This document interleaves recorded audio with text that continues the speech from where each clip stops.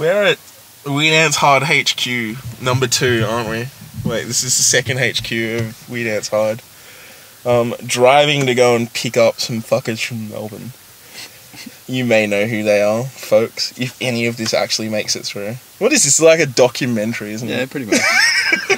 The making of the Shaboogen show. Because it's an involved process of Len holding a camera and doing stuff. Who we got in the back here? Who we got in the back? We got Campbell, the Nation. You have to say it like that. It's that sort of nickname, the Nation. Is that how you conceived it?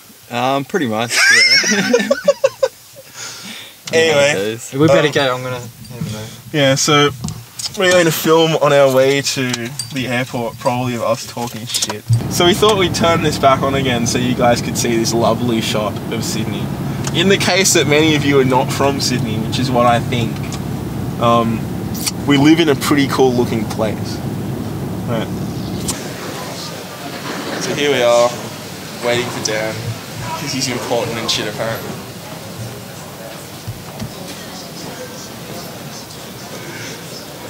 Don't worry, mate. You don't think we're allowed to film? Oh, well, they are. Alright, let's leave. We're apparently not allowed to film. Really? Hang on. Against security measures. Yeah. Yo, how you man, bro? How you been? Not too bad. This breaks our idea of wanting to film a shuffling video here. Hey, Trev. Good, mate, good. Oh, yeah. Hey, your laptop. Yes, man. Are you smarting to play WoW? I was gonna raid tonight. I'm like, she's like, are you gonna be on in time? I'm like, probably not. If I am, yeah, I'll play. Like, I got the 4G modem. You got this laptop. You realise they have Wi-Fi. Hey, Hiltzy seems to be getting randomly pissed off at this dude. Yeah. And Oscar comes in, I was like, oh, okay. Yeah. Well, at first, Oscar's like, don't write anything. I'm like, just read what he's writing. He's like, unevolved. He's like, how is our style unevolved? We go from doing all these jumps and spins to dancing conservatively so we can dance within clubs and at events and not make a huge scene. And we're unevolved. And he's just like, he's like, relax. And that was the same end. Yeah, maybe we're just ripping into him. I can't believe it. I can. Just have a DJ bag for all my clothes.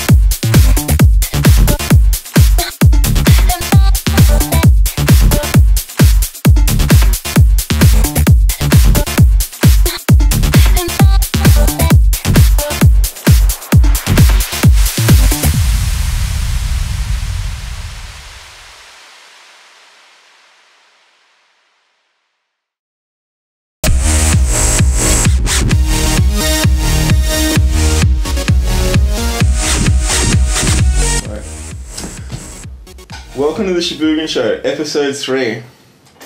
Like it, folks? We Dance Hard's secret HQ. Now, as always, I've got a couple of folks to do this show with. I talked about it in the last episode, but I'll introduce them one by one.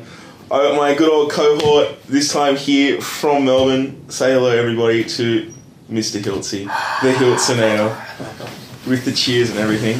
Thanks, Sarah. Alright, and our special guest, our good friend, I should say, from Brisbane, the old webmaster from brishuffle.com. Howdy. Campbell Saunders, the nation. If you ever see Campbell and you want to say hello to him, you have to say, hey man, you're the nation, aren't you? You can't say it any other way than that. Nah. Alright, how you been, man? Yeah, good. Good? Good flight down. You got in yesterday, yeah? Yeah. Been hanging out with Len. That's got to be torture.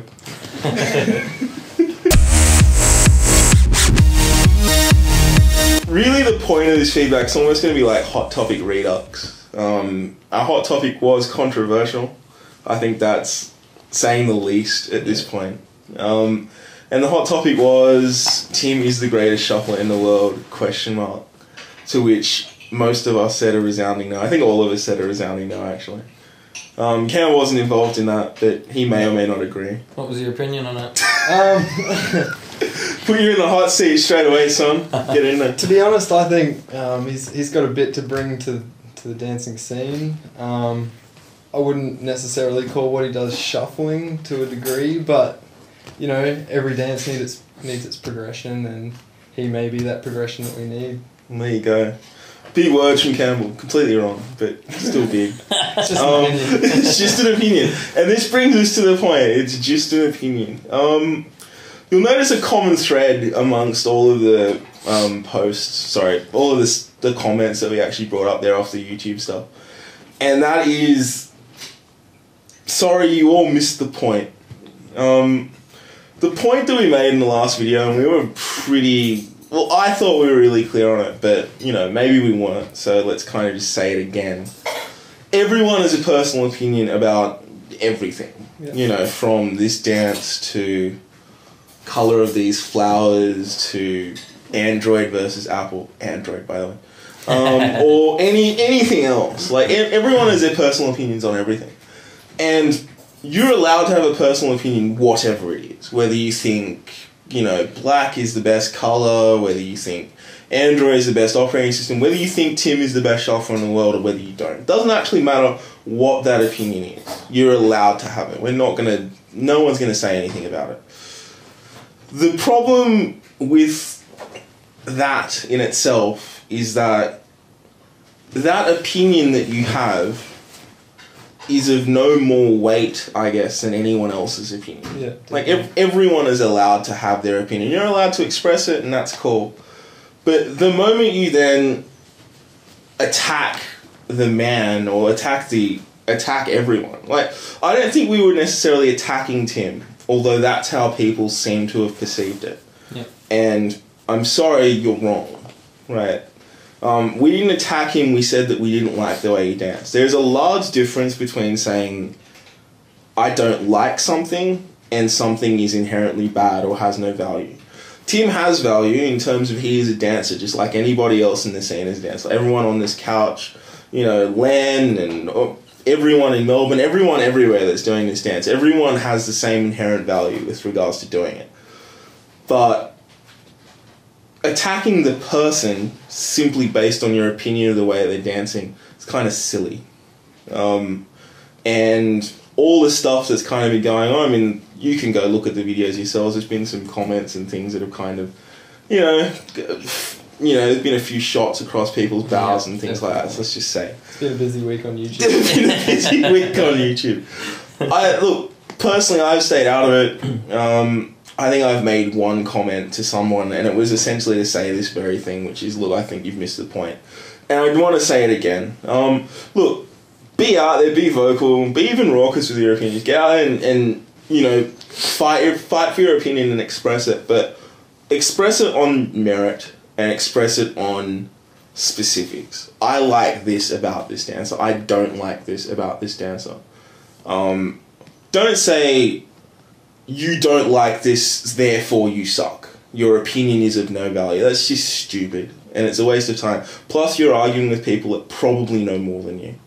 I'm only saying that because it'll sound cocky or whatever, but we've been around a while, right? So if you've been around for a Coke and a smile and you're trying to say, well, I know all of this, you probably don't, right? Just plainly and simply. So, look, it's not to say, you know, our opinions are worth more than yours or anything like that, but always try and bring something constructive. Exactly. There's a large difference between criticism and attacking. Yeah. Yeah, and I think everyone agrees with that. Campbell also had a good point we were talking about over dinner before about, you know, there's, with regards to criticism and things like that and putting your videos on YouTube itself, you've got to be prepared for how that is. Yeah. If you're putting yourself up to a public forum, you've got to be prepared for what anyone has to say to you, whether it be good or bad. And, like, you know, if you're not ready for that, don't put your videos up there. It's pretty simple. Yeah. I've got one shuffling video on YouTube and it's pretty poor. I'll be really honest about it. It's the stupidest video ever. It has Hypnotoad in the centre of it for no apparent reason. We filmed it. We'd been up all night. We filmed it the next morning. We were all destroyed. It was rubbish. It was a terrible, terrible video. I had fun making it. We all had fun dancing in it, the folks I was in the video with. And look, it turned out well or it turned out badly, whatever your opinion on it is. And I've had compliments on it, people have liked it. I've had people that have, like, sprayed shit on it. And whatevs. Like, if you're going to put yourself up there, if you're going to put yourself out in the public, you've got to realise that what you're doing is you're essentially asking a question that says, what do you think? Yeah. And if you are saying that, what do you think, you need to be prepared for the fact that people might tell you. Yeah, exactly. And it's not always going to be good. Like, it's not always going to be the things you want to hear. I've had some shocking comments on that video, and I'll admit it. In the first second, you're like, "Oh, how dare someone say that to me?" But after a while, it's like, whatever. Yeah. People like it. People know it. So yeah, have your heroes. Defend your heroes in terms of I really like this style or whatever, but just don't attack people. It's just a giant waste of time. At the end of the day, let's be frank, this community of shufflers, while it might look like a really large community, it's not really. There's not a lot. There's not a huge amount of it. So if you look at it versus breakers, if you look at it versus pop and lock, you look at it versus all the more established scenes, there are tons more people that are doing that dance. And there's tons more credibility out in the world, essentially. Yeah. And to then attack the people that are here, as opposed to be constructive about, fix this, be better at this. Don't be like, you are shit, stop doing this, quit. All that kind of waste of time. So, that's the feedback.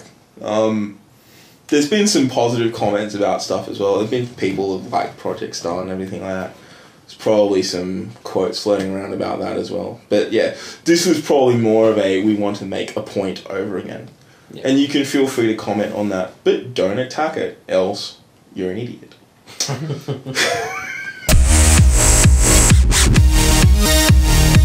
Now onto the hard feature track. I'm going to have the trusty old We Dance Hard Android tablet.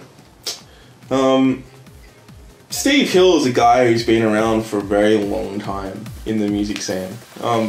One of the things I never seem to ever realise is how big Steve Hill actually is. The dude plays to like 10, 12,000 people in South Africa and things like that, and this is my local DJ, essentially. Like, I have him on speed dial on my phone. So this is a track with him and Technikal, another guy I love very, very much. This is a song called Theme from Great Cities, intro.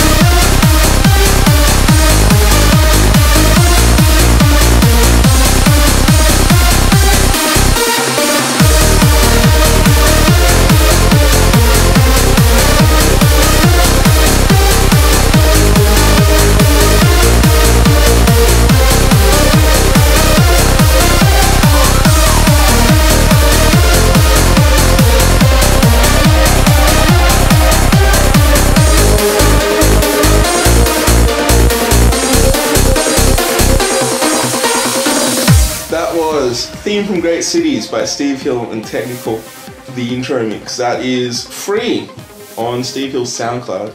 The links to that will be below, probably below this shoe. Be right here. Right, it could be. Like, it's really hard with this sort of stuff because I never know where the bottom is actually going to be. Thoughts? It's a good track. Good Very track. uplifting beat. Yeah. Yeah. It's got that Steve Hill technical style to it. Yeah. Like, they make a lot of tunes like that, which is kind of like that high energy sort of stuff. Yeah. And what you were saying before is the type of music that really makes you want to dance. So. Yeah, like as the song progresses, it kind of gets happier and gets, as you said, like it's more uplifting, and you just kind of, it just cheers you up while you're dancing to it, and you want to keep going. And I mean, all my experiences of Steve Hill coming down to Melbourne, even more recent one, I'm not entirely sure who he played a versus set with.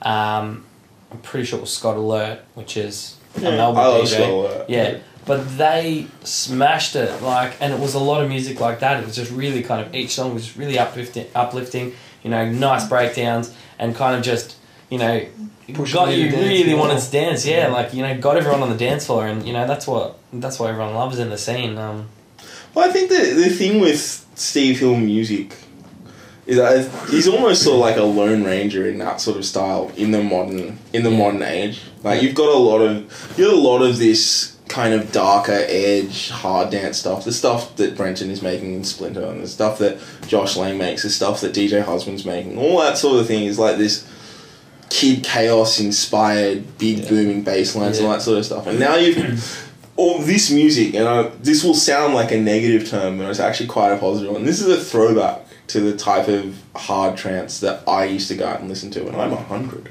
Yeah. So, but yeah, this is the music I used to listen to at Dreamers every single week, like at 6, 7 a.m. and you just have like that bopping thing of like lots of smoke floating around a very, very dingy room and just having tons and tons of fun while dancing. Like just really, really fun sort of stuff. And I think that Steve Hill is one of the few guys that brings that particular style to the scene.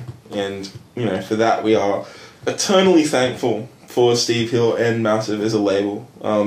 Look, if you're around in this scene, you should know Masif because they release 100 songs every other second. I think there's just millions of Masif tunes. We'll have links to the SoundCloud. We'll have links to Masif on Track It Down, all that sort of stuff. Just get out there and check Steve Hill out. the hot topic. This is one that we've been asked to talk about. Specifically for credit, I'll use Rowan's, because he was sort of on this bandwagon from sort of day one, saying he wanted us to talk about this. This is, I suppose, as far as shuffling goes, this is the elephant in the room. And the topic is crews. Now, fairly apt sort of folks. I mean, look, Hiltzy, the co-host, leader, or one member of HardGen. I'm not sure if there was a leader. And if so, were you it? If there was a leader, I'd say it was kind of, me and King did basically everything early days for HardGen to, get it going and to keep it going. But I mean, if there was an obvious leader, it was definitely me, for the plain and simple fact that I was trying to get everyone together, trying to get everyone out, making videos, trying to promote us as a dance crew at the time. But, I wasn't a leader in the sense that I told everyone what to do. Everyone allowed them to put their input and, just tell me what they wanted to do, where they wanted to go, where do we want to take it. And so, I mean, we weren't like these other crews where we made multiple videos and this and that. It was, there's videos of just me and Oscar, there's videos of me and Hodge, videos of, just King. Those videos were rare as hen's teeth at the time as well. Yeah, exactly. Like, we only ever made the one video as an actual crew. With the milk bar. Yeah, and Mickey didn't even dance. It was just... That's the video with, I think it's got the footage of Mickey pissing on the wall or something. That's me peeing on the wall. Anyway, like, the topic of crews, I guess, is... I guess at one point it divided the scene. The community. The community. Now, I'm not sure, were you ever in a crew, really? Officially, or... Never a crew. You were never in a crew? No, Was there a reason? To a degree, yeah, I just didn't want to associate myself to a specific group of people. Mm-hmm. Like in Brisbane, I was trying to develop the community as a whole, rather than a specific identity or anything like that. But I guess in a way, like, I was trying to get a crew together in Brisbane as, as a community, but never in a specific crew. Okay. So I guess the question when you talk about crews is the good or bad question. I guess, well, let's do, you're the special guest, Cam, so good or bad, right? What was your experience on crews? Like, did you like them? Did you dislike them? I think crews are an integral part of the shuffling community, because you need the combination of a few people to get things done. But crews in a sense where you get together and you want to battle other crews specifically for some sort of recognition or right, I think that's taking it a bit further than it needs to be. But yeah, at the same time, like, as an individual, you can't accomplish as much as you can as a crew. You can't, express yourself and continue to improve dancing by yourself, because you'll never have anyone giving you any real feedback. And you'll never be able to see how other people dance in the flesh, and you won't be able to work off each other. So in that way, I think crews are a pretty vital part. Okay. I don't know if I'd go so far as vital, but I'll ask Hiltzy first, being that you were in one. So let's go history first. So you started as HSK. Yeah. So the famous crew. We took over HSK.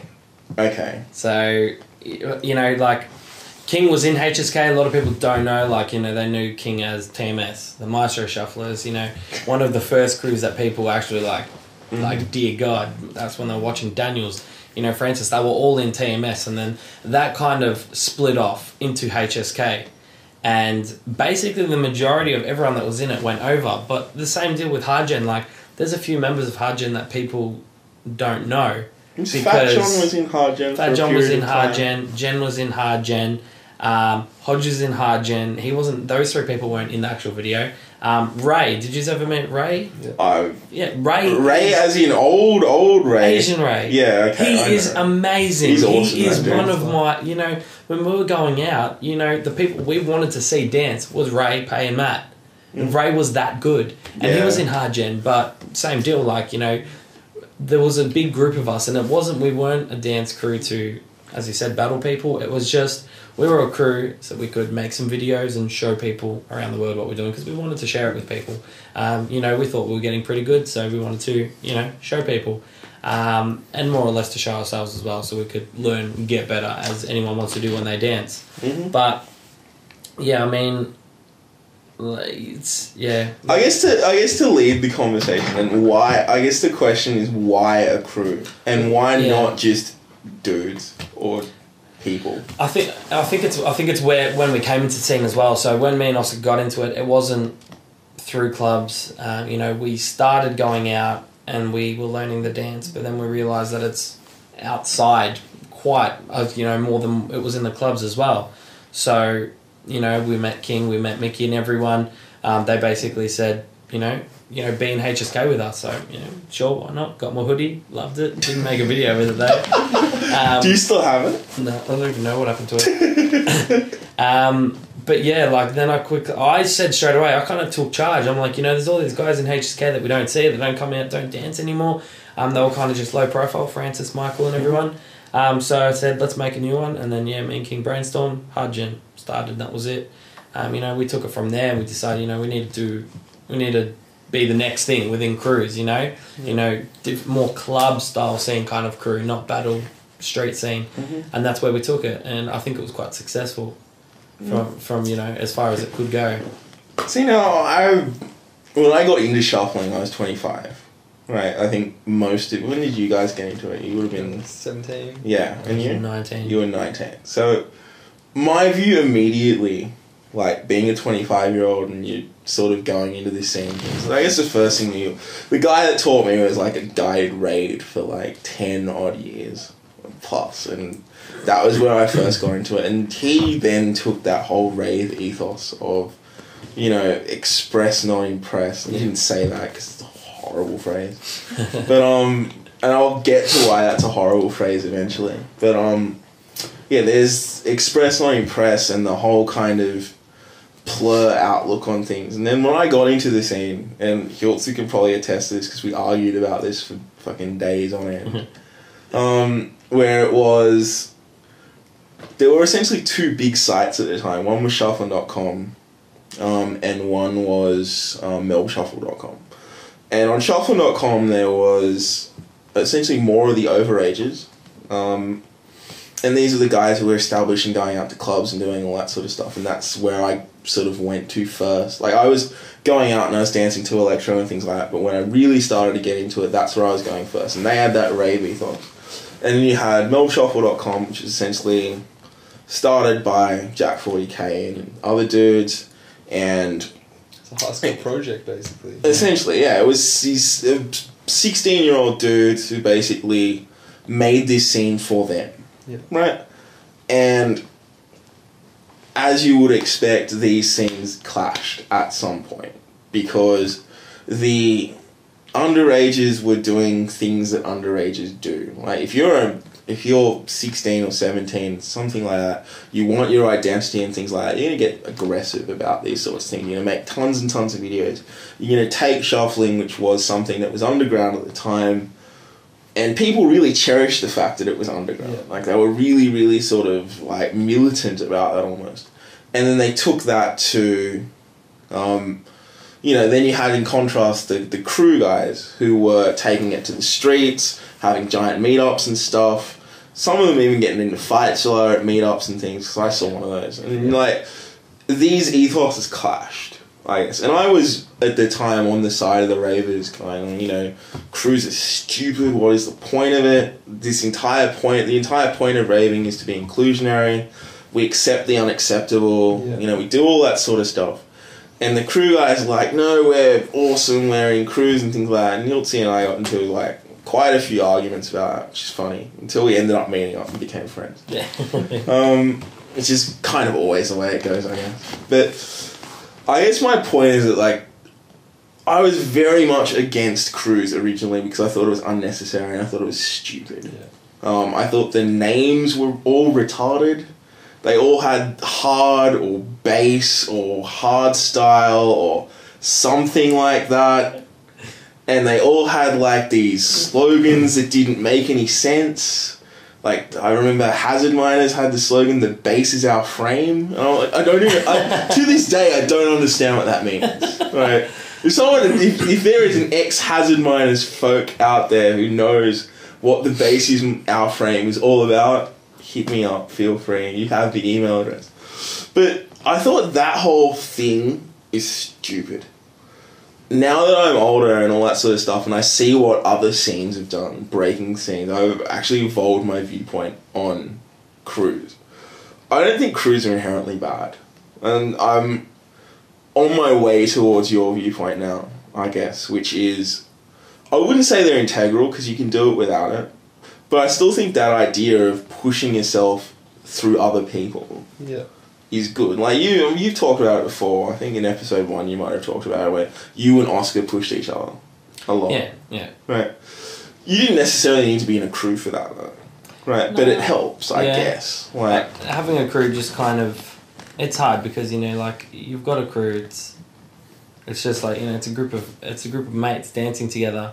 And it kind of, I think the upside that I always seen about crews was when those meetups were on. And like, I've been to a couple of those meetups and they were fun. A few times I rocked up in my suit because I was at work. But I still went there, see what everyone was doing and just, you know, have a bit of a watch. And I think the reason why they got so big, and, you know, mind you, there were a couple of meetups I went to that had, you know, like 200, 300 kids there. Yeah. And the reason why there were that many people is because there were just so many crews and they wanted to go together. And, you know, it kind of like within the rave scene, you can go by yourself. You can go with 1, 2, 3, 10 people, you know, all mates as a crew or singular, sorry. And you can be there and you can dance and you can push each other and do your own thing. I think it was kind of a good little excuse for people to get together and to go out and to make videos and to dance. Whereas if you didn't have those crews, it may have been you going out with the one friend and dancing. But because you had these crews, and I mean... The good thing that, and what it did to mainly the Melbourne scene, I'm not sure, I've seen like videos of meetups, you know, in, you know, all different countries, and, you know, you see like 20, 30 people, which is good. It's good that even that many people are getting together. But I think the only reason why it got like this is my crew, it was me and Oscar, right? And that's how it started. I didn't know King before dancing. I didn't know Mickey, I didn't know Jen, I didn't know Matt, I didn't know Pay, I didn't know any of you guys. Like, that was all from getting into the dance scene and, you know, kind of meeting friends and forming a crew. So we kind of, you know, created that bond and kind of stuck together and, you know, done our thing together. Whereas if we didn't join HSK and create HardGen, then there's a good chance we may not have kind of stayed as close as we were. Because that was it. They liked my dancing and they said, you know, like, we'll talk a little bit, went out to a club, and then they're like, you know, you should be in our crew. It was simple as that. And, you know, how that makes me wonder as well, like, were all of those guys friends beforehand? Because, you know, if memory serves me right, I'm fairly sure Michael and Francis are friends outside of the dance crew, possibly with Daniels, but they met King by dancing, and they met a few of the other boys through dancing and by inviting them to the crew and taking it from there. I suppose a crew then inherently brings like this organisation to it. Yeah. Where it's one of these things where we've created this entity, now this entity has a purpose. And so we're going to specifically get together for this purpose. Yep. Which is to go and do this. Now you would have run meetups, I would assume. Definitely. Right. What was that like? It was good. It was good fun. I was really surprised at the interest people had in it and their willingness to come down and participate. Mm-hmm. And you would have had... Did you have any crews in Brisbane? Because, I mean, look, there's a lot talked about the Sydney scene and the Melbourne scene, obviously. I don't know a great deal about the Brisbane scene. Yeah, there were crews, but not so much the collective branding of the Melbourne and the Sydney crews. It was more just groups of mates, collections of groups of people. There was no really like people making hoodies or stuff like that, like here and there, but the whole idea was just... In Brisbane, there wasn't any place to get together and collectively dance and watch people shuffle. Mm-hmm. And so I saw an opportunity to create something where people could have that outlet. Mm-hmm. And over a period of 2 to 3 years, it became a really popular event. Yeah. And I know there's dudes down in Sydney, Rocket, who was in the SHFL contest, and I think Timps is another guy who's in his crew. I think they're running this scene. They're really doing well down in Sydney as well. We might go to one of those. Or I might go to one of those things one day. Didn't even know. Didn't even know. Didn't know? No. There you go. Watch more videos, dude. I mean, watch more. All I do is watch videos. I guess kind of to make the actual point about cruise, I think we're all in agreement there's nothing inherently bad about it. But I think cruise can do bad things. Like, I think that one of the things about when you go out, this has happened to me once. I was at Sublime and I was dancing at the top level, and some dude came up and tried to battle me in a club. It's the single most disappointing experience I've had in going out. Like, it wasn't even the fact that it was good or bad or indifferent or anything like that. It's just the stupidity of it. Like, I'm in a club having a dance, man. Like, and then he came up and he put this bottle down on the ground. He's like, it's battle. I'm like, what? What are you even talking about? And then he's like starts dancing around this bottle in a circle. And by this point, I just laughed and walked away. Because I'm like, what are you supposed to do? You got a guy dancing in a circle around a bottle. Yep. As if this is my battle technique, circular shuffle now. I'm like, I don't understand what he was actually aiming to do. And I think a large amount of that came out of the crew atmosphere of, my crew is better than your crew and we will now battle you to the end and all that sort of stuff. I don't evolved on competition. I don't think competition is necessarily a bad thing either, but I'm sure we'll talk about that down the track. But I think that kind of... There was a lot of showiness that came with crews, and there's a lot of exclusivity that came with crews that I didn't like. Where it was, we are now going to hold tryouts for our crew, and all that sort of cheesy shit. And I was like, really? Like, and most of these folks have danced for like 30 seconds and aren't that particularly good to start with. And you're like, well, why? I remember a post on melbshuffle.com of some guy's 2-man crew disbanding. Anyway, a specific post about it. It's like, I haven't... this crew will no longer be in effect from this date. And I'm like, dude, you 2 people. No one gives a shit. Like, at all. And... like, I think that was kind of the point. I think it got blown out of proportion on the ridiculousness of it all. Yeah. And look, you can see in other scenes if you're a fan of shuffling, go be a fan of other dances as well. And you see this stuff, like all the breaker crews are like awesome. Yeah.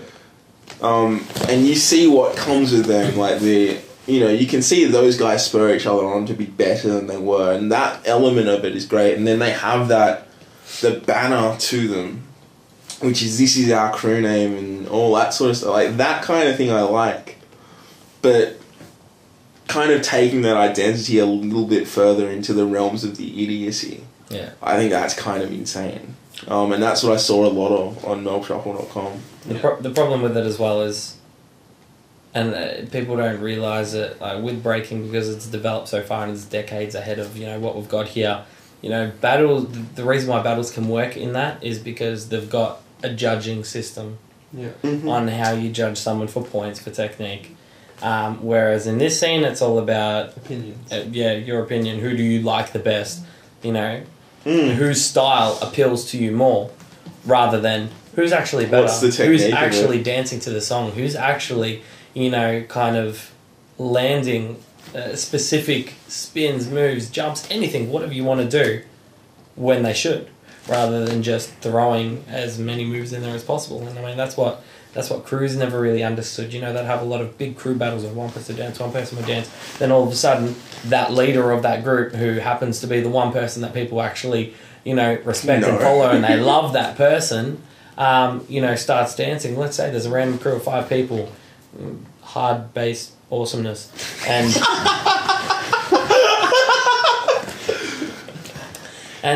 so long as they're framed by bass. 5 nobodies, not great but not bad. They're just doing their thing, they're learning, and then you've got super bass awesome, and these 5 people are like random person, Francis.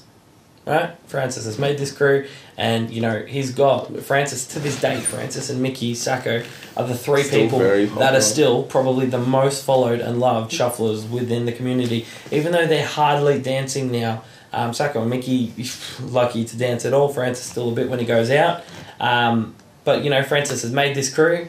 You know, a person A versus person A, B, C, D, and then comes up this person versus Francis, and it's just bam, bam, bam, yeah, Francis, yeah, you win, your crew wins. And it's just like, well, wait a minute, you know, what about the other guys? You know, let's say each person can accumulate a total of 10 points. Mm-hmm. You know, let's say these people got the 40 and this people, no, but that's not how it works. The reality is it's just kind of a little unfair to people.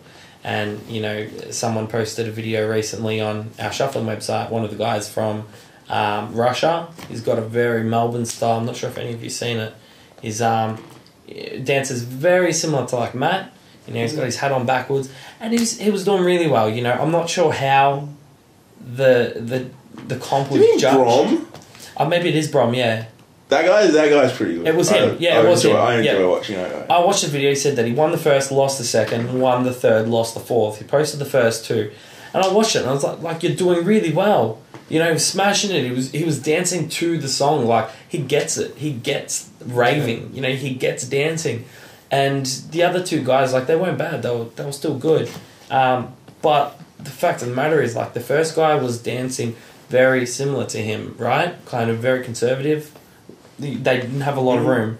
One person's here, one person's there. They had like a kind of like a rectangle area, right? But then next person come up, he danced there in his little spot. But this person's turned his body and done this. He's done this really wide stretch dance that people seem to be quite fond of. And that's one of the people that he's lost to.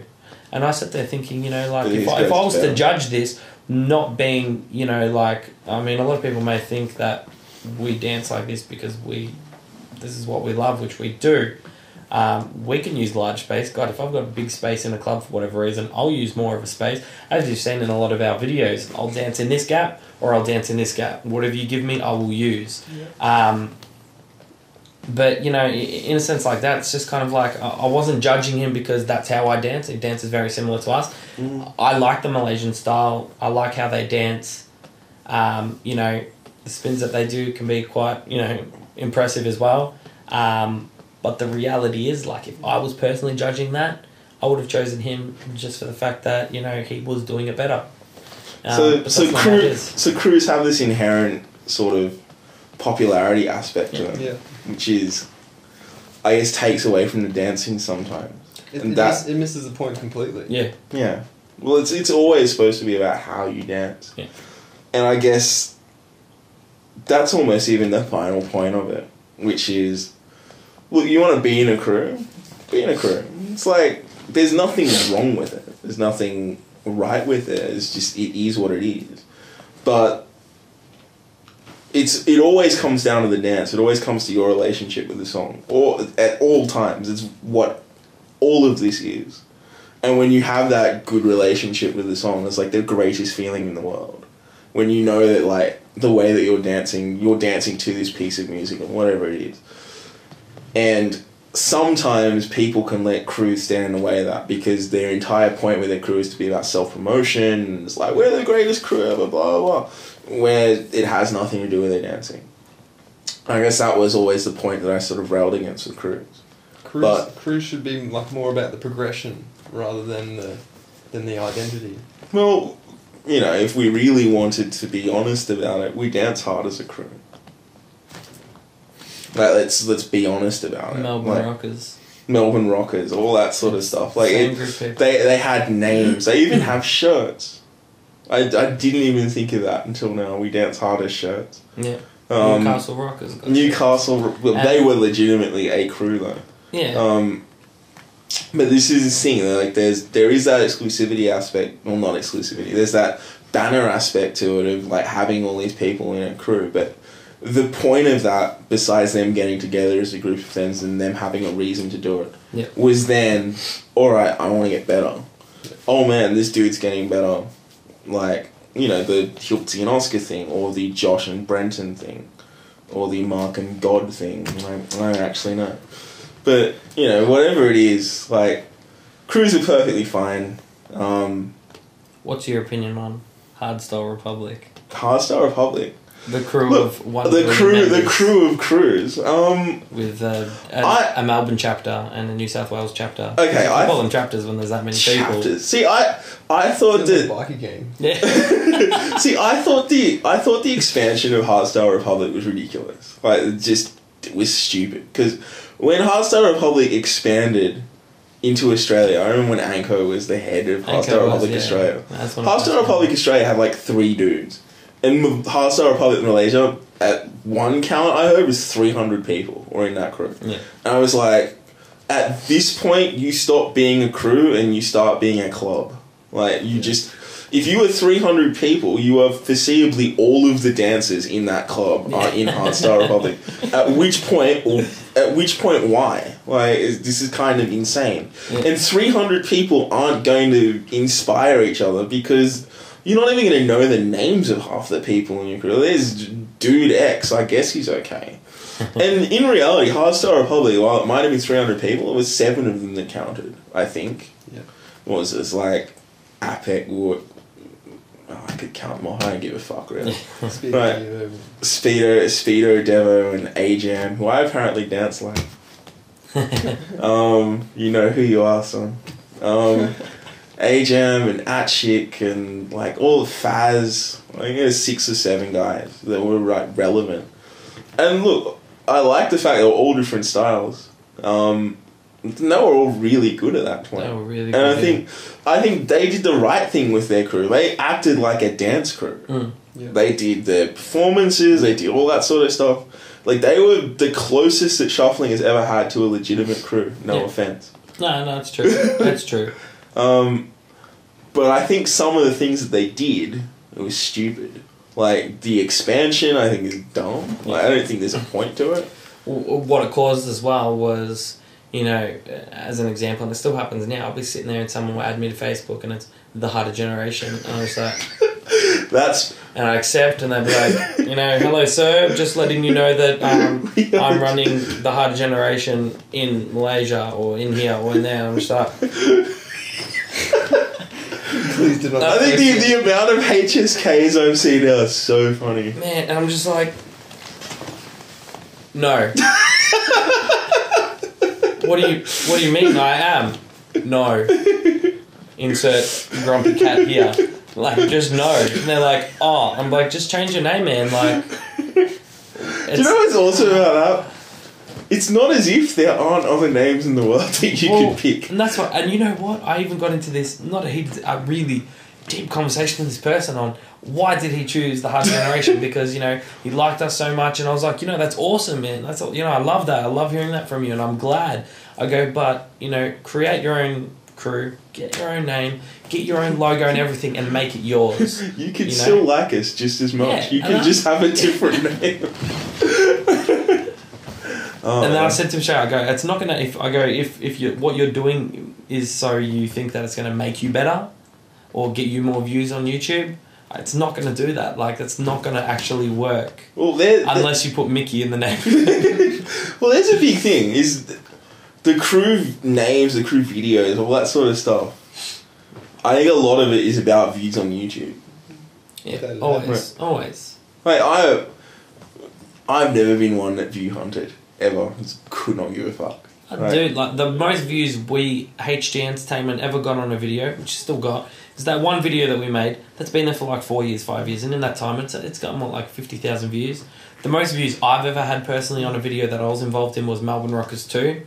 I'm not sure what that got to. It was on, correct me if I'm wrong, it was on Pay's channel. Yeah. And Pay removed it for whatever reason.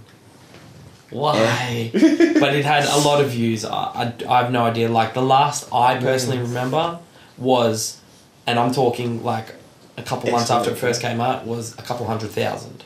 So yeah, so God knows what it's got to. Which, if you do want to see that video, if you have not seen it, guys, it's back. It's back. It's been posted up a few days ago, so you can see it. It's I watched that video and I used to be good. But yeah, look, I mean, going back to, like, we don't, and this is perfect perfect representation here. You know, my videos, the most views that we've got on our channel is, 50,000 or so. I'm not sure what any videos of mine on We Dance Hard channels has got. I'd dare say no way over 50,000. But then T1M, pretty sure he has a video that's got 900,000 or 1 million views or something or other. So it kind of like... You have to get back in there. It's like, wow, you suck, Hiltzy. Yeah. But look, they're not in a crew. Yeah. I suppose, if we want to actually get this back on point. But I suppose it's almost treated that way. Like they do all of the classic things that crews do, which is that relentless amount of self-promotion and almost that attacking of other people. Yeah. And all that sort of stuff. And look, I'm accusing Russia of a lot, and I think I'll just get off that topic until next month. Because I'm sure we'll get to it again. It seems to be a recurring theme. Yeah. In Russia, they tell you how to rock. I don't know how that meme goes. Anyway, so we got completely off topic as we always do. Crews, they're all right.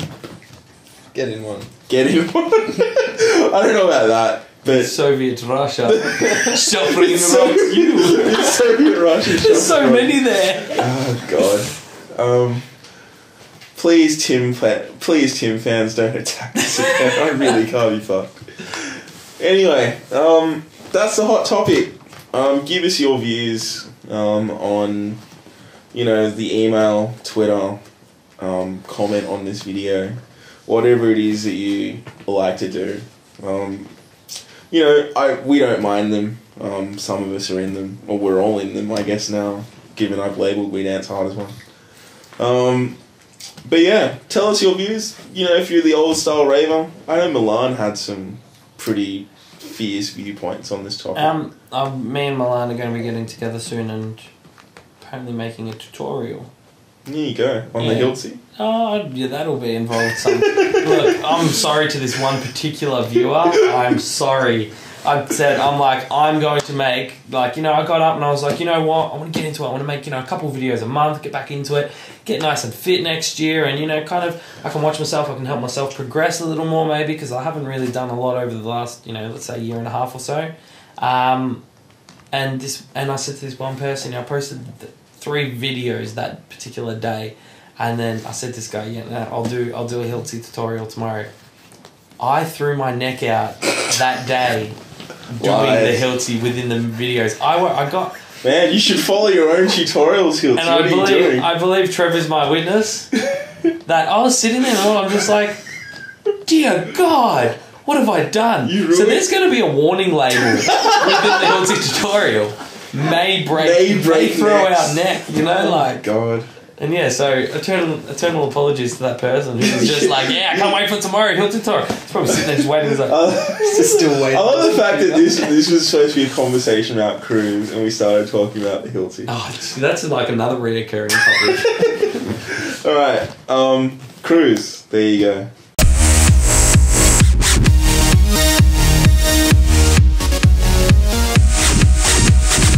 Alright, remember I was talking about in episode 2.5, all 500 of you that watched that. Pitiful effort, by the way.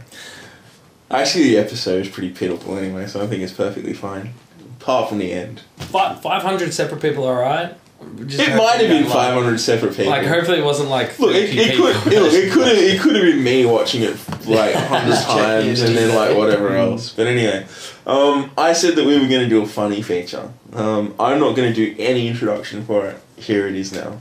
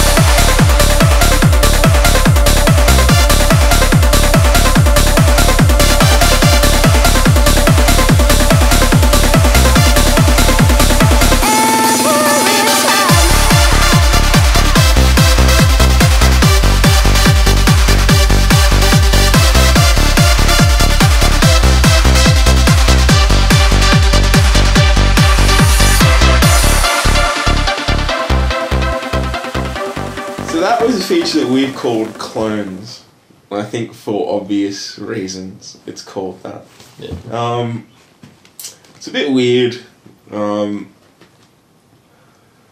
I guess I'm just going to ask a question. What do you think of A, that feature, and then B, what it's about, I guess, which is being an exact copy of somebody else while you're dancing?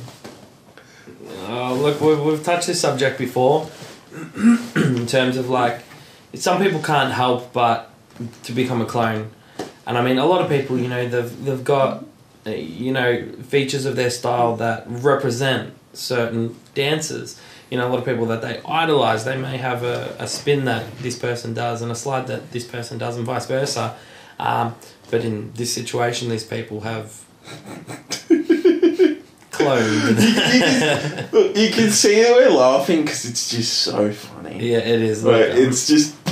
Look, and no disrespect to the people that we use, because, like, Brenton is good friends with Jackie. Yeah. And I've watched Jackie's videos before. He's good. Yeah. I mean, he's Brenton, but he's good. I mean, he kind of looks like him, which is really scary.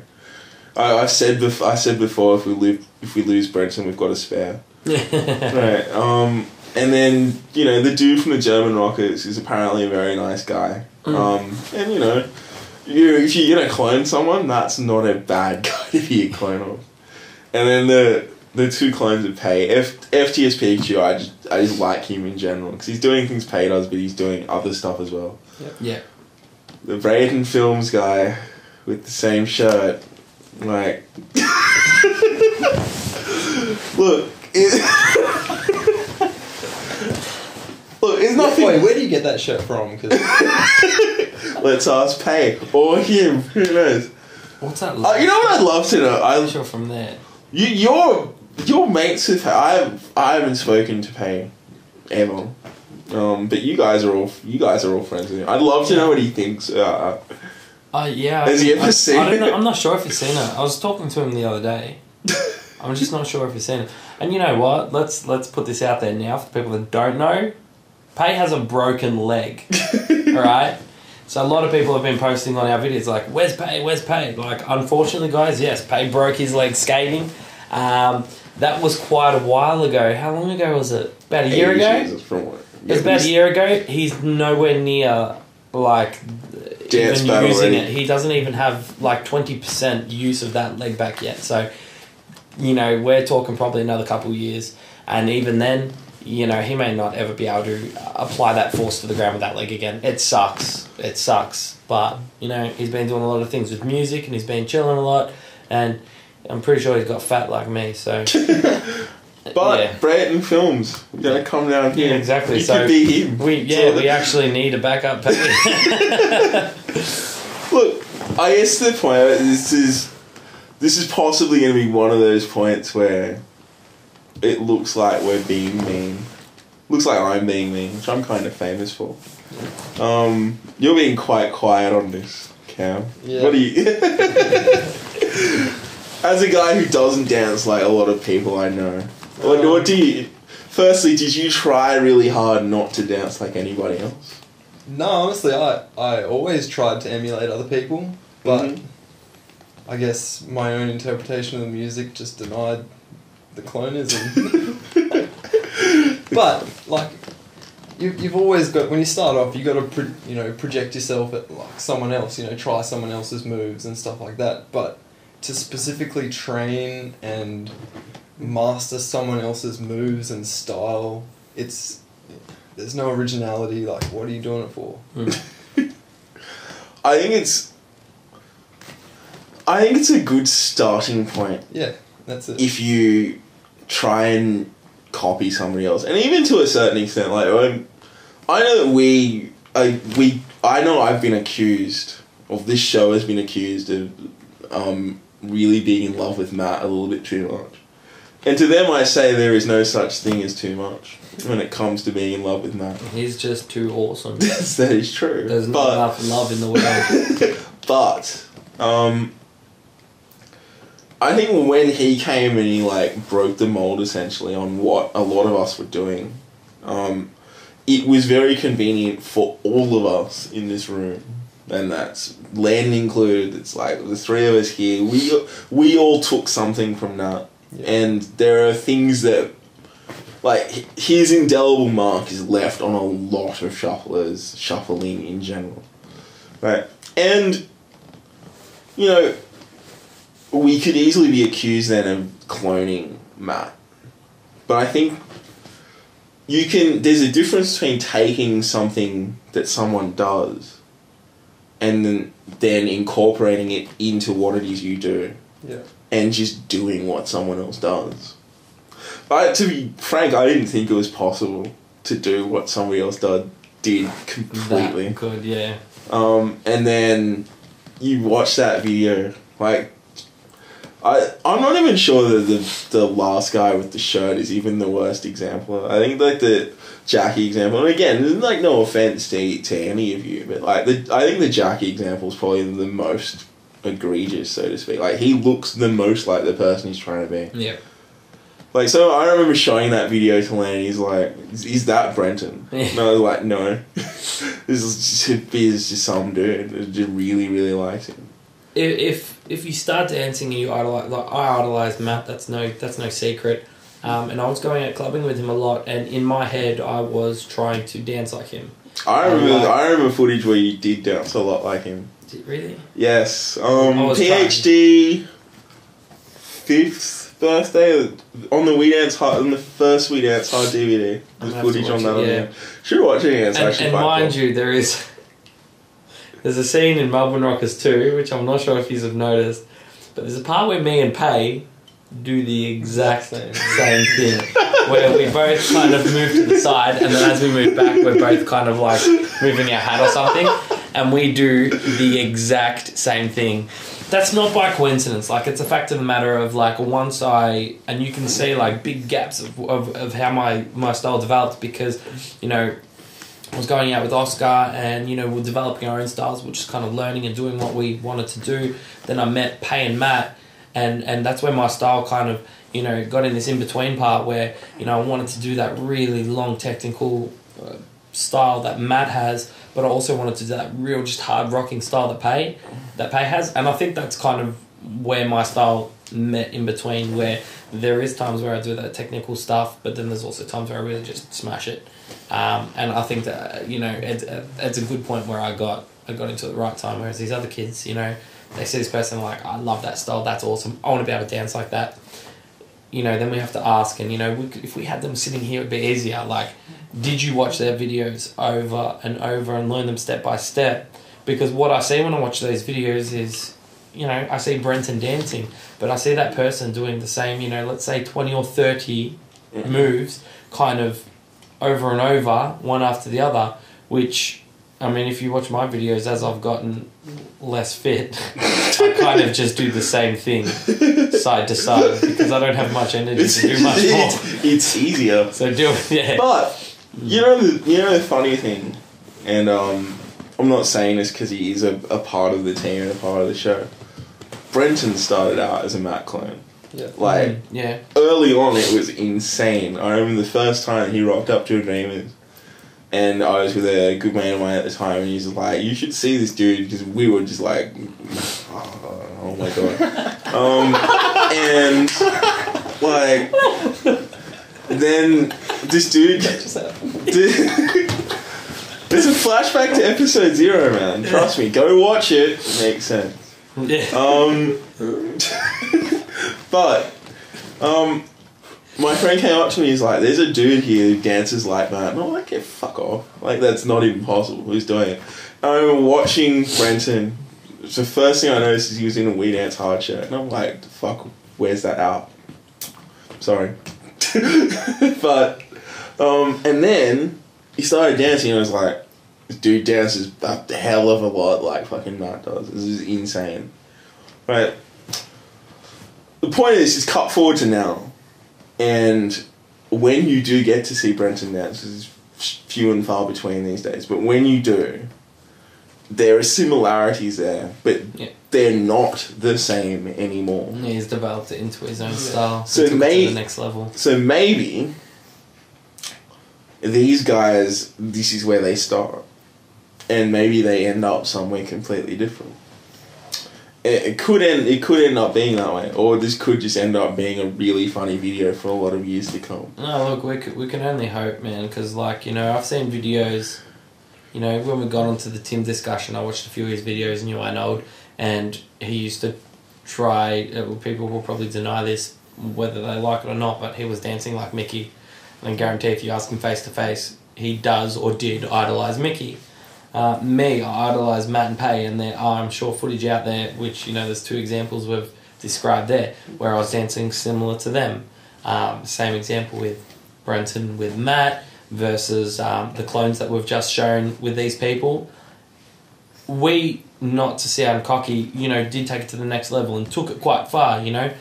If people seen how it was back in the day, like, you know, all the HSK videos that people watch, Pay had videos out then that blew my mind.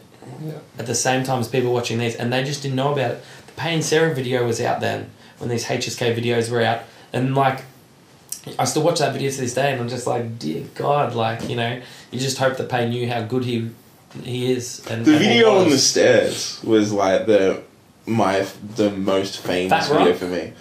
Probably. I don't remember the name. No. Oh, Fat Rock was the video that was made in the same area that the Melbourne yeah, Rockers are you talking about intro the was video made. that Len The put video, up there? yeah, the video on the stairs that ended up used in Homemade Hardstyle. Yeah.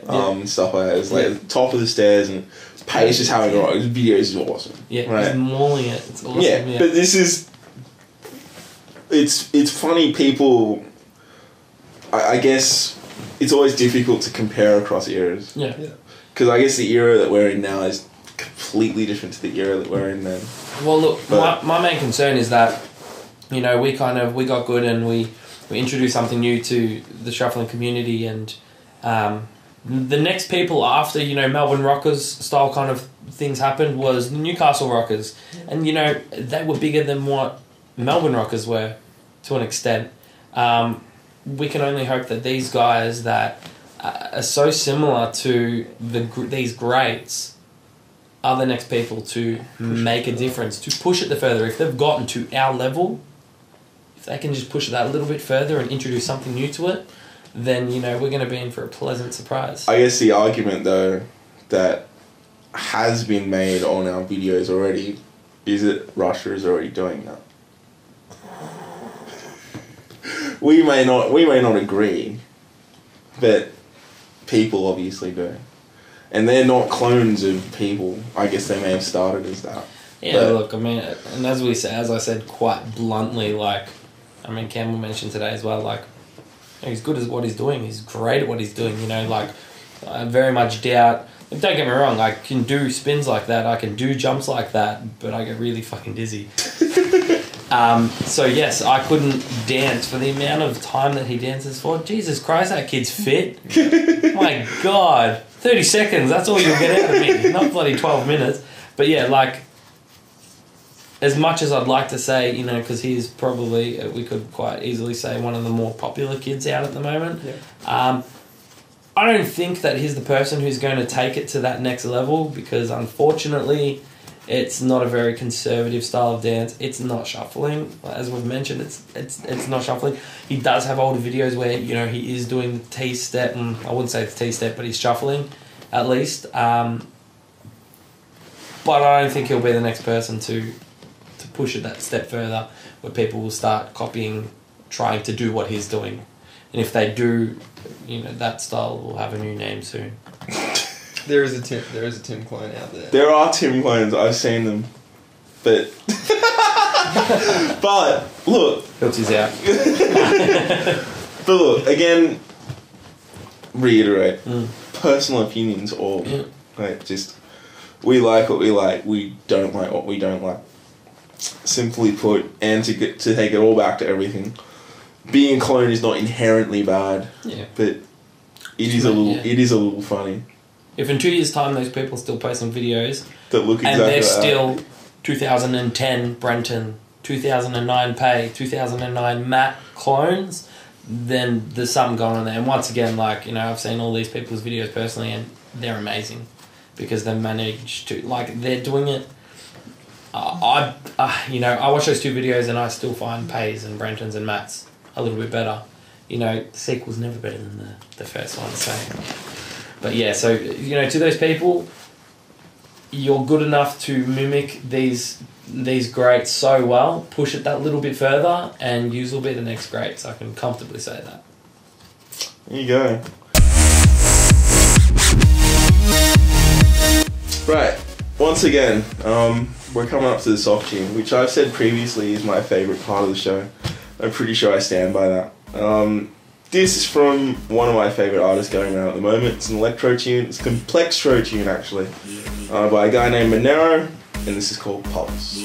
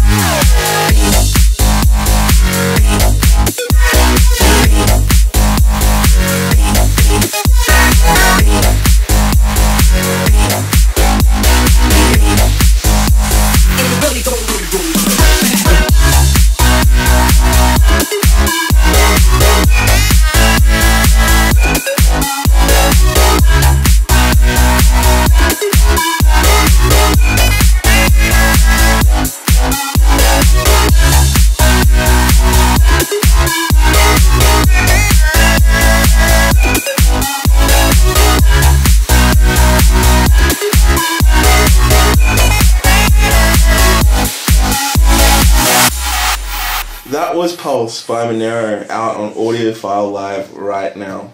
Now, he's got an EP, it's a 2-track EP called Warpath. It's got Pulse and Warpath on it.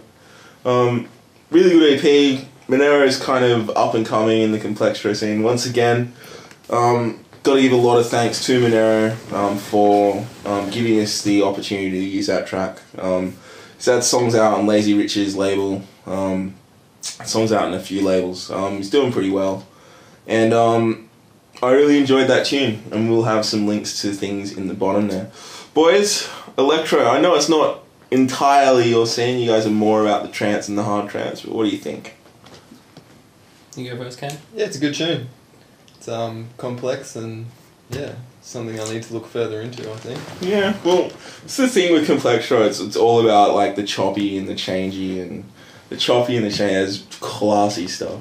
I gotta tell you, it's like 10 to midnight at the moment when we're filming. We're all just buggered as hell, so we're gonna make no sense for the rest of this video.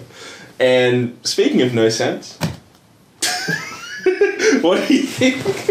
That's good luck. I mean, I like electro. I mean, even one of the videos I made recently, it's more like a housey song, Zigzag. It's called by Fast Foot. Or, I know Fast Foot. Monero has worked with Fast Foot. Yeah. There you go. So it's even relevant. It's very similar music, and I mean, the day that I made my video, someone sent me a video on Facebook, just asked if I can watch it and give my opinion. So I watched it and gave my opinion, and that song was on it. And yeah, it was one of those songs I was just like got me pumped. Works. That was the morning I decided I'm gonna make a video today. Decided to write on shuffling, 50 likes, and I'll make a video, and it got 50 likes in about 4 seconds. I was like, forgetting that there's 180,000 followers on that page.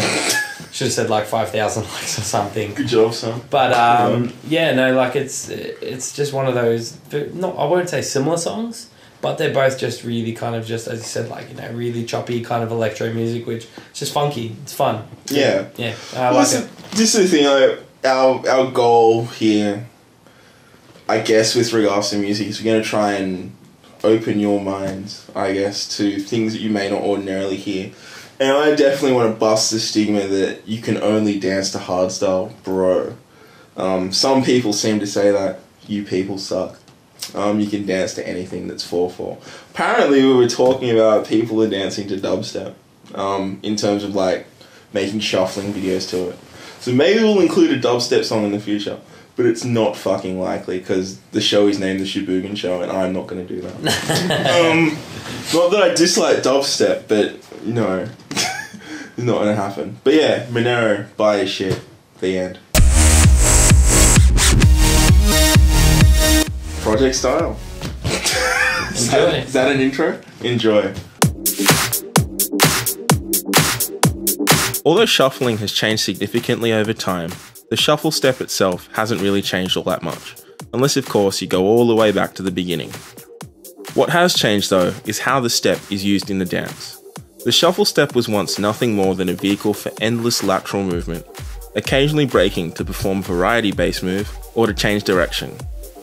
Although the step still provides the majority of the lateral movement in modern rocking, it has now become the principal engine of variety itself, rather than simply the foundation step, providing rapid changes in direction and various other methods of differentiation. Now more than ever, mastery of the many different options available requires a greater level of understanding.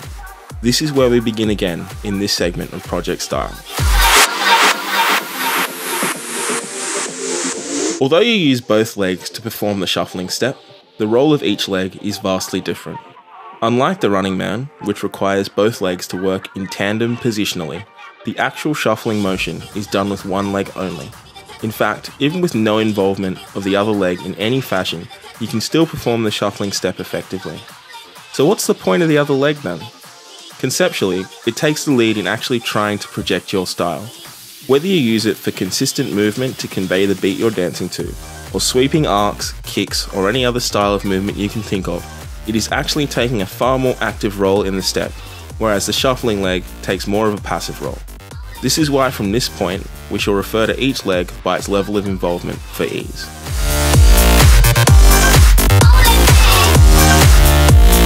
For the foot of the passive leg, the shuffle step itself consists of 3 points. In the context of this step, the distance between points A and B, and then B and C, are the only things that can really be changed in order to change the end result. The larger the distance between these points, the more distance you cover overall as you dance, which leads to a different look when compared to covering less distance, although to be fair, the differences are subtle most of the time. Once you've decided on the size of your shuffle step, you can then employ that step in one of two directions, forwards, or the traditional direction, or reverse.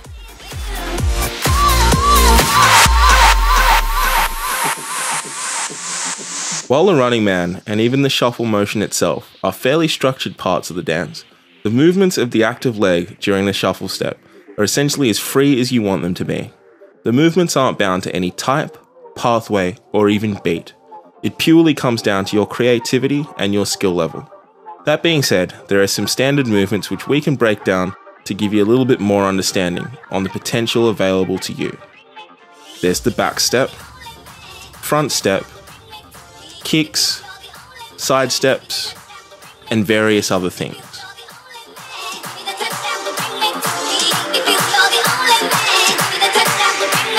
Just like with the running man, the overarching concepts of effort and energy also apply here, with more effort leading to harder looking dancing. Using effort effectively can have great effects on movements of the active leg in particular. For example, using a big kick to potentially accentuate a one-off big beat in a tune. Remember though, that the same need exists here as it does in the running man, to both customize the mechanics of your dancing and manage your effort to maximize the output of your energy.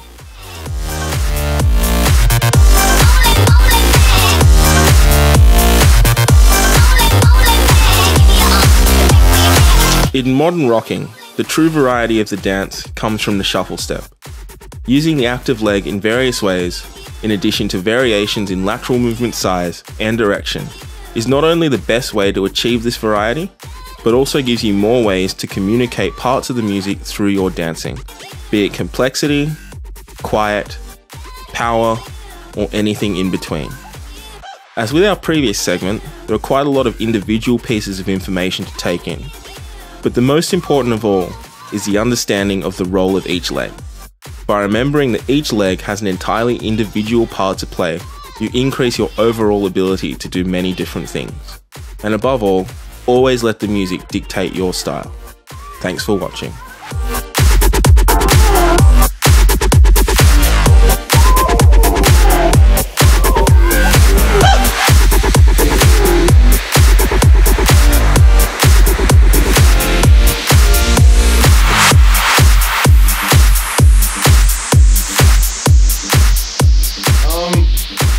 I wrote it, so I don't need to say anything else. What do you guys think? Yeah, I'll go first. Yeah, it's a really good concept that most people need to understand, definitely. If there's anything that I can add to it is the use of your heel and your toe is really, really important, and in which order is also important, whether you're going to go all heel or all toe. Going from your toe to your heel can push you backwards, it can push you forwards. I guess look, it could arguably have been more in depth with how you actually land your foot on the surface and all that sort of stuff. But I thought that with the fact that we covered it a lot in the Running Man, a lot of that sort of things applies. And I wanted to kind of keep the idea of flexibility with your active leg as much as possible. You can do whatever the hell you want.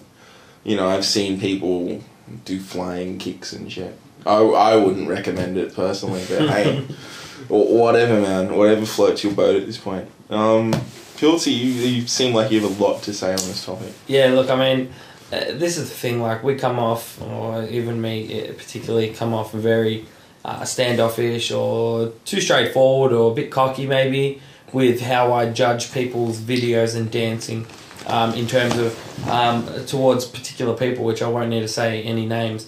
When I watch someone's dancing, I'm not watching it how much they move around or how much they jump around or the crowd responding. I look at their feet, because whether you like it or not, the upper body hasn't got an awful lot to do with shuffling. It's that little bit extra, how you bounce your body and what you do with your upper body and with your arms and whether you incorporate them at all. But the reality is, shuffling is all about the legs and the feet. Shuffling, which is the T-step itself, how you incorporate the leg that's not doing the actual T-step, that's what separates the good dancers with the bad dancers. Unfortunately, there's a lot of people that don't understand that concept, and they're the people that are following a lot of styles that, you know, kind of skip the T-step, which, you know, you've seen in episode 2, using this person once again as an example with Tim, in the videos that we kind of used them as examples. And, you know, once again, it's not all of his videos, just majority of his newer ones. You know, he doesn't do an awful lot, if any, shuffling at all. And that's why we say it's a new style of dance. You know, if you just did Running Man, that's not shuffling. You're doing Running Man. Whereas he's doing Running Man with, someone's told me recently that he's got 8 years of ballet behind him. So he's doing ballet with Running Man, with breakdancing. Yeah. It's not shuffling, it's ballet man. It is the... I'm not even going to try it. The Bunning Man? It's the something. So, I mean, people need to remember that, you know, what you've just seen in Project Style in terms of back step, in terms of kicks, what you do with that foot that's not leading, you know, that is imperative to your style in how hard you're going to hit something. You know, most people know that 16 beats in a song, in majority hard trance, hardstyle songs, something will happen or it'll continue for an additional 16. Right? Once you reach that next 16th beat, it could be four beats before or less.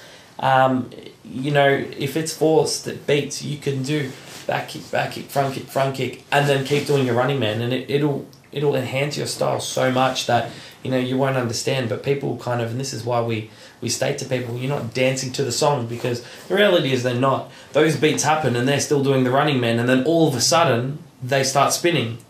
It's like, are you listening to what's on? We're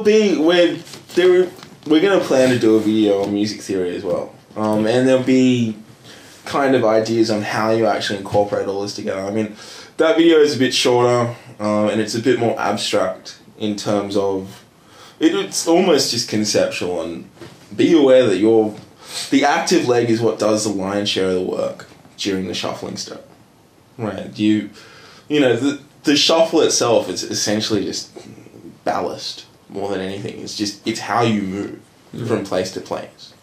You know, and I guess with the, you know, as you were saying there, what creates your style is how you're actually using that leg. I mean, you could move it slower than the beat if that's the kind of idea that you're trying to get across. So you could move it to the beat, or you could move, you know, how hard you kick versus how soft you kick, or whatever it is. That video, I know that coming off the Running Man one, which was really, really sort of triangles and technical and all that sort of stuff, that one might seem a little bit light on. At some point later, there's going to be something that's going to tie all this together as far as project style goes. And, you know, arguably what sort of makes everything go is how you combine everything together. And, you know, when we start talking about music theory and we start talking about transitions and, you know, how you work the upper body, I did some different ideas on the upper body to you. But then again, I dance like HGEn. So, you know, whatevs. I guess, you know, you'll see as it comes up in the future. But, yeah, stick with it on project style. You know, hopefully you got something out of that. And again, we'd like to see some more feedback. I know we didn't go into the feedback much on project style. I do appreciate what you guys have been saying about it.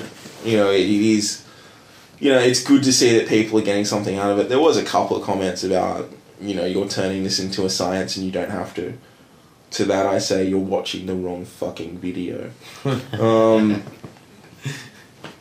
Sorry if that seems a little rude, but yeah, really stupid comment, I'm sorry. But yeah, project style, pretty simple. Have a look, let me know what you think about it.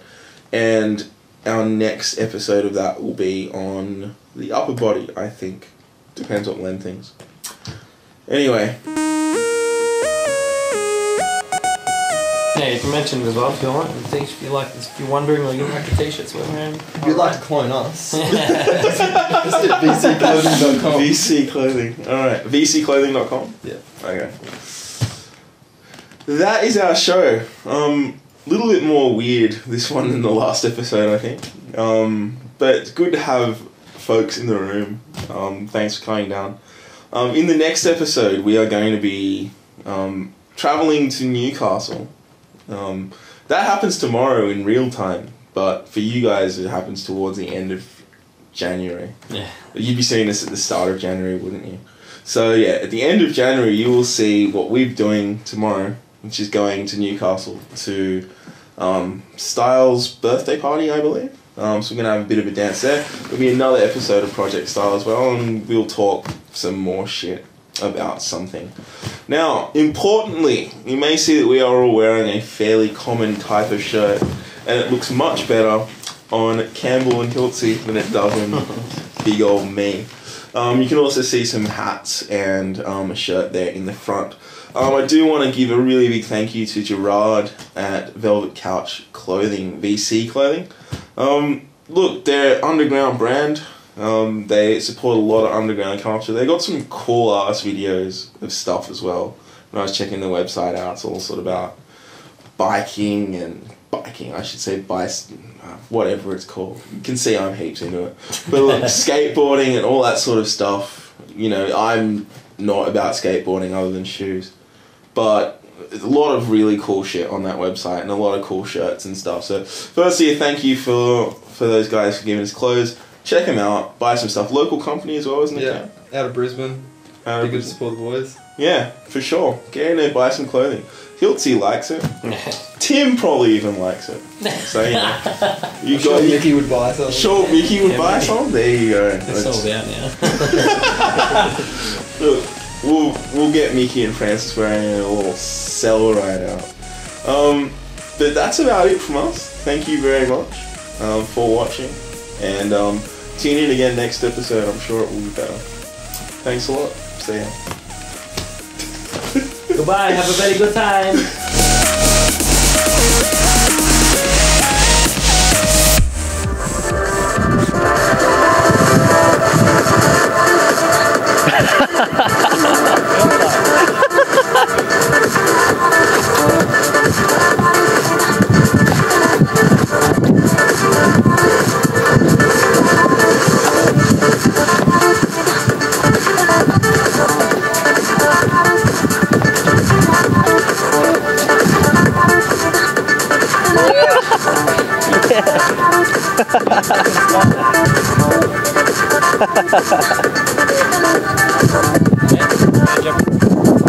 Oh, good.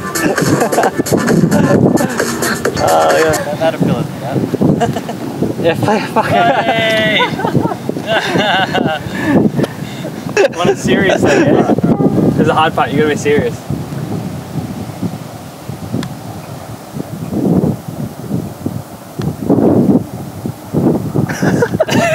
That's too slow, man.